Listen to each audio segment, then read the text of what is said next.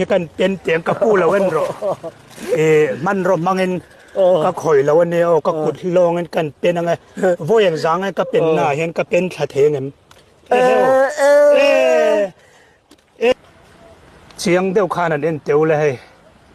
หันเป็นเกี่ยวอีละผู้เฮียแต่ช่างเต้นหันเป็นเสละเป็นเกศเอาไม่ระวังโมเลยกันหันเตี้ยนี่อันหลงมันเช่นขัดส่งสุกันติดช่วงแล้ววันนี้โอ้ข้าให้พอให้นอมมีนอมไปมังอันนอขานะ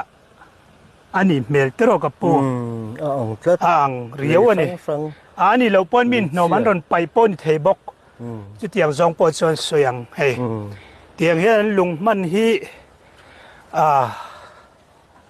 เฮ้กับปูเฮียนันโกเมนเซลเตใส่ให้ปนเลยปนเราจุอินข่าวไอ้นางเราครบมาให้ฮิกว่าได้ลุงคิวบิกลุงมันเสียงขจูเนี่ย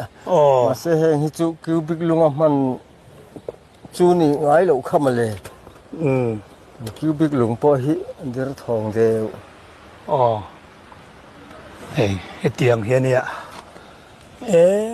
ใคร